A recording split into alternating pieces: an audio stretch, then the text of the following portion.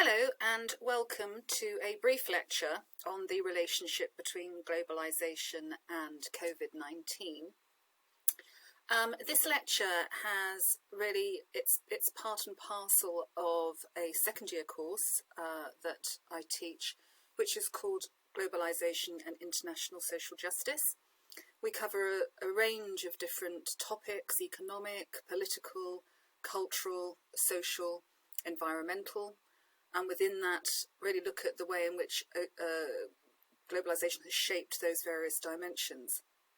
Now, the students recently have been really interested in discussing globalisation with regard to Covid-19. And it's been very, very helpful, I think, for them to look at that, to reinforce their understanding of the many linkages that you get between those different dimensions of globalisation. And Covid-19 is a really interesting case study to look at it. So this short lecture is really going to look at that, and you might get a sort of taste of the type of material that we cover. What is globalisation? There are hundreds of different definitions for what is globalisation, and I'm not going to make things too complicated. There's debate about whether globalisation started thousands of years ago. There was a lot of integration under the Roman Empire, and some of the elements of globalisation, say cultural globalisation that we can see today, certainly existed 2,000 years ago. But most people would argue that there's something different about the scale, pace and depth of globalisation that's been happening since the late 1970s, early 1980s.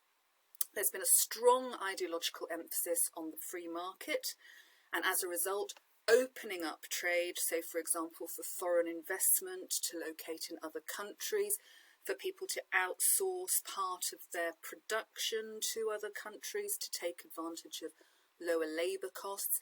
And as a result of this, basically the world has become increasingly interconnected, and that's really what we think of when we talk about globalisation. It's that these complex interconnections, and they are economic, social, political, cultural, environmental, etc.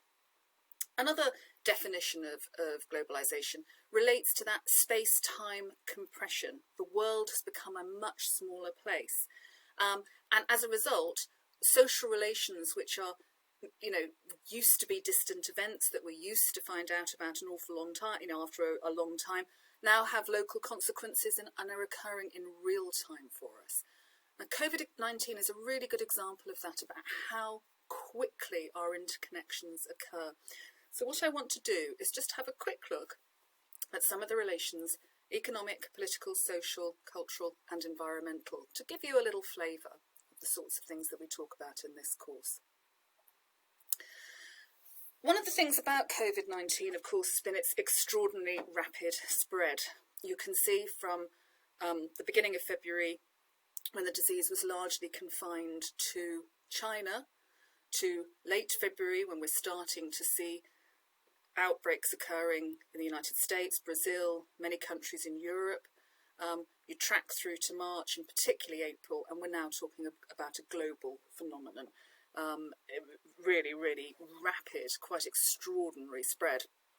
Now, this course has been accelerated by economic globalisation, the extent to which our economies are incredibly integrated. Now, as I mentioned, when we think about economic globalisation, we think about free market economics, the role of, for example, transnational corporations that may have their R&D in one country. You come up with an idea, it goes to head office in another country for ratification, it comes back, maybe some of the different component parts might be made in different countries, and then it's shipped all over the world. So foreign investment into different countries with different plants, the outsourcing of production becomes incredibly important, and also a lot of interdependence. So, for example, if we look at some of our car manufacturers at the moment, they're really struggling because a lot of the more specialist electronic parts come from Asian countries and they can't get hold of them. Now, obviously, that type of very, very integrated economy is associated with the freer movement of not just finance, capital, goods, services, but also people. We have much, much more international travel. It's not just down to tourism. There's an awful lot of trade-related travel that's occurring. And that, of course, has allowed for the very rapid spread of contagious disease. What's quite interesting about COVID, however, is it also demonstrates the fragility of economic globalisation. So one of the things that we're seeing, I mentioned the car plants, but is this collapse of global supply chains. I think under the sort of free market model, there's an idea of just having just enough supply because that's the most efficient way of running your economy. So you don't run in excess, you produce in response to demand. And of course, what we have now is a huge surge in demand for critical medical supplies, and there is not enough supply to meet that demand, which means that countries are now competing against each other. So all of that interdependence, etc., seems to be breaking down a little bit as we have more competition rather than cooperation. We can also see fragility in terms of impacts on tourism, impacts on students. We're seeing a dramatic fall in wealthy Asian tourists, wealthy Asian students who have been incredibly important, for example, for our university sector. So it's not just manufacturing. What we're seeing is a change across the world, and just generally due to lockdown, a decline in productivity and suspicions that we're going to enter into a worldwide global recession. So this is threatening globalisation in many ways, because what we've sort of learned to think about was constant growth, that globalisation would always make things, produce more and more, and wealth would eventually trickle down. And what we've seen is actually globalisation can, in a way, slap you in the face. It's not necessarily giving it's not always flowing in a positive way. And I think as a result, what we might see is a reshoring of production, and this is where manufacturers bring manufacturing back home, which could be very, very important politically, and we'll come to that. Now, one of the interesting things about economic globalisation is that it has a dark side. So if you think about all the logic of the market, the hierarchy, the ease of moving finance, technological changes which make instant decision-making very, very easy, the fall of borders that we've seen as countries have opened up, this really also can be taken advantage of by organised crime. And what we've seen is a real increase in things like trafficking, cybercrime.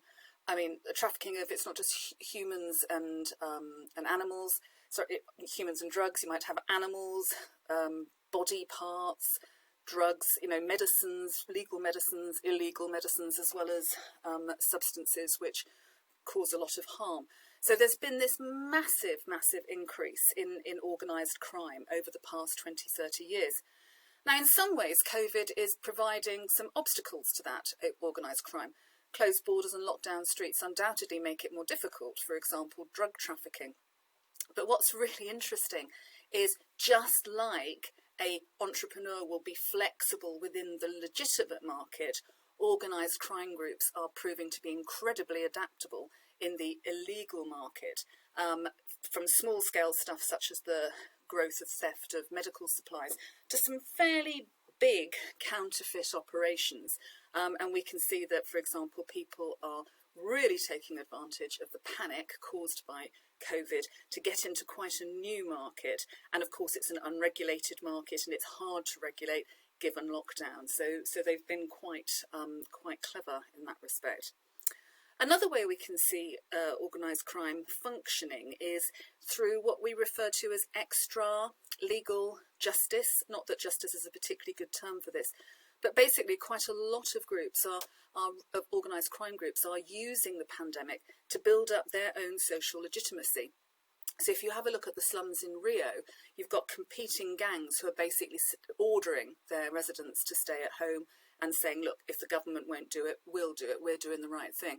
It's a sort of way of creeping into some form of legitimacy, having some role in social regulation. It's quite an interesting phenomenon.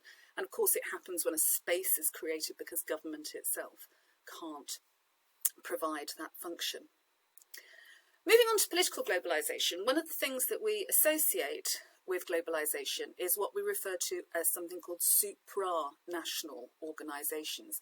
So this is the idea that that decisions are no longer made by nation states. We have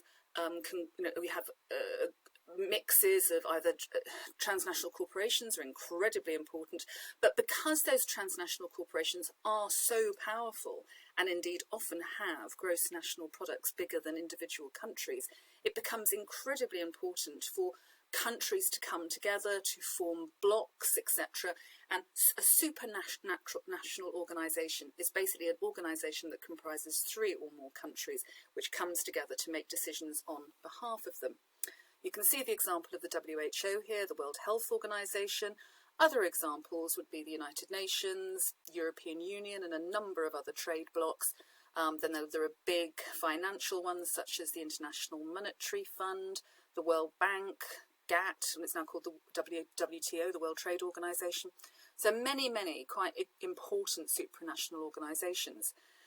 Now, if you were reading globalisation literature about 20 years ago, there was quite a lot of stuff saying, oh, is it going to be the end of the nation state because, globalisation means something's happening at a higher level.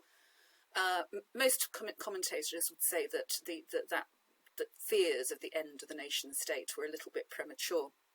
And we can certainly see that the response to the COVID epidemic has been localised rather than global.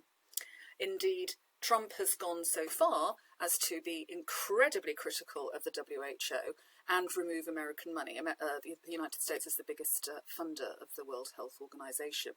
So there is some evidence, it's argued, of countries retreating back into nation-state thinking, back into economic protectionism, rather than focusing on international cooperation. And in a way, this is not a new thing. So perhaps COVID is accelerating an anti-globalization backlash that's been occurring for quite some time. So we've seen the rise of populism. This is particularly in Western countries where people who were previously blue-collar workers are fed up and losing their manufacturing jobs. So you think about America and the Rust Belt. You can think of Brexit and perhaps places, ex-industrial and manufacturing areas where people feel they're being left behind from the outsourcing of what they used to produce to other countries. There's certainly been problems with the US-China relationship. We are seeing the growth of nationalism across the world, India being a very, very interesting example. Of course, China is a massive economy but remains very, very authoritarian, and a lot of the sort of associations that we made with political globalization and democracy, the spread of democracy, has not necessarily happened in some parts of the world. So some people are seeing globalization, COVID, not just as a threat to economic globalization, but also as a threat to political globalization. Now, it may well be that people realise that actually, if we're going to crack COVID, we need to have international cooperation. One of the questions that we need to ask here is who's going to lead that? Because your usual suspect world leaders are not necessarily showing leadership in this respect. Okay, cultural globalisation in COVID.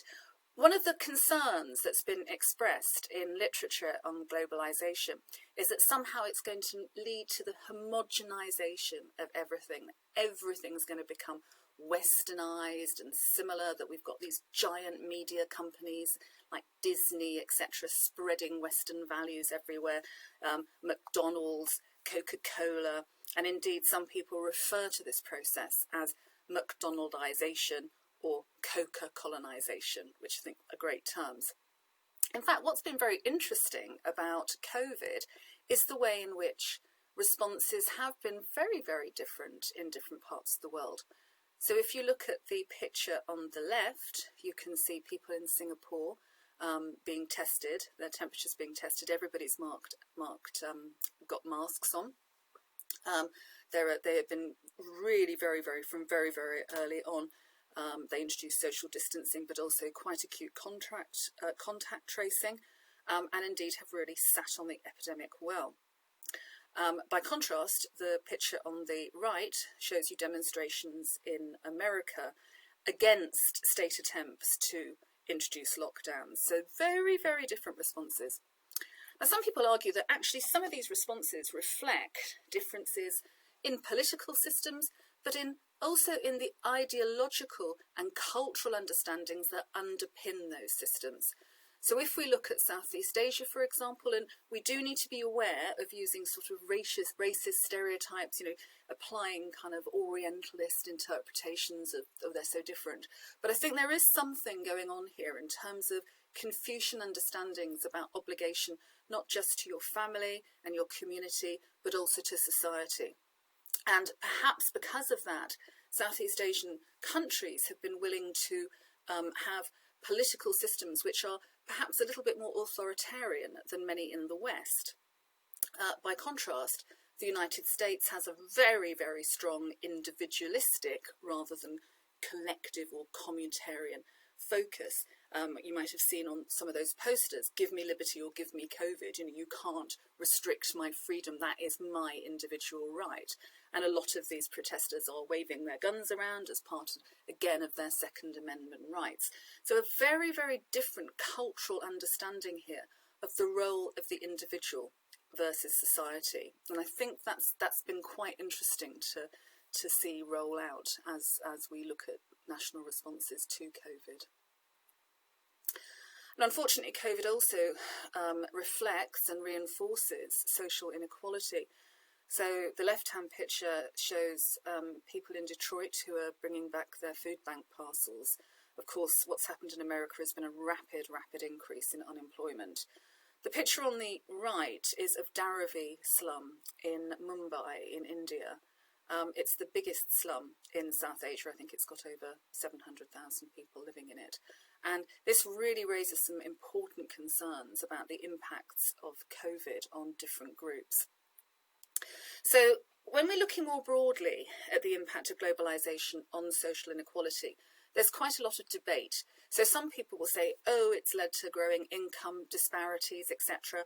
Other people will say, look, the empirical evidence doesn't necessarily support that. Globally, we appear to be having some income convergence. Countries are less polarised than they used to be. Now, that is probably due to the growth of the middle classes in China and India, both incredibly populous countries, which have sort of skewed the statistics slightly. But globally, there does appear to be income convergence going on. What seems to be happening is growing polarisation within individual countries. So we would call it intra-national social inequality. I've mentioned the example of blue-collar workers in the West who are very aggrieved to have lost their traditional manufacturing role. We've also seen the rise of so-called gig economies, which really remove security in terms of the pension, the contract, the salary, the sick pay, all of those things that you get with a formal job. Now, one of the concerns that we have is that COVID is likely to exacerbate these types of social inequalities. It's undoubtedly been people with less secure jobs that have lost those jobs. In some countries, such as the UK, there is some provision to protect employees, less so for people who may be self-employed or work in the gig economy, which has been an issue. Another issue has been the fact that the wealthy tend to be more likely to carry on working to start off with. They're more likely to be able to work from home. They're more likely to be able to access space. There's a very, very different experience dealing with lockdown in a crowded apartment block or tower block compared to a house with a garden. I mentioned Dharavi, and I think there are real concerns here because urban slum areas are so densely populated that transmission is obviously going to occur very, very easily. And at the time of me talking, so this is sort of the third week in April, there have been over 100 cases of COVID now in Dharavi, and this is a really, really big concern. And of course, there are also concerns about gender relations. So for the most part, globalisation has been linked with an improvement in women's status, as it has offered women who are perhaps excluded from formal employment in certain countries due to their traditional roles. It's offered them more formal employment, which may have changed household relations, given them more status within the household. As people are locked down together, one of the concerns is that more traditional patterns of gender roles are going to emerge again. And there are certainly concerns about increases in domestic violence. So that's an important issue. Finally, environmental dimensions. Now, this picture basically shows Delhi. It's filmed in Delhi, and I think it's near the government building, if I remember correctly. The picture on the left was taken during a normal, very classic Delhi smog. So from during March, April, you literally cannot see anything. The level of pollution in that city is appalling. It's probably the worst. I think it's now the worst, most polluted city in the world. People say that sort of being in Delhi for a day is the equivalent of smoking 50 to 60 cigarettes a day. The impact on respiratory health is incredibly profound. So it's not a good thing. The picture on the right is the same building, but under COVID lockdown. So one of the things that seems to be happening actually is that we know that globalisation is linked to increased production, increased consumption because of the outsourcing to places where labour is cheaper, with a load of consequences for the environment because we're using more raw materials. We are applying manufacturing processes which tend to use up energy, usually fuel-based energy. We are then having to transport those products, which again tends to use fuel-based energy, and we've got to somehow dispose of them. And all of those things have profound implications for the environment. So what we can see actually under COVID, one of the few positives, is there has been a decline in pollution and greenhouse gases emissions across the world. Now, some people are sort of saying, look, it's been a wake-up call. People are going to realise that they can hear the birds again and they can see buildings without smog. I think there's quite a lot of debate about whether these improvements in environmental status will be sustained, partly because I think the concerns about the impact on the economy worldwide are going to lead people to prioritise bringing the economy back in line. You can also see that fighting the pandemic itself has moved climate change way down governments' agendas. It's just not something that you hear about in the same way as you did a few months ago. So to conclude, some people are looking at COVID and saying, right, is this the end of globalisation because people are retreating away from a process that they say has actually provided us with a lot of risk because of our interdependencies? You know, are we all going to retreat back to the nation state now and take care of our own interests?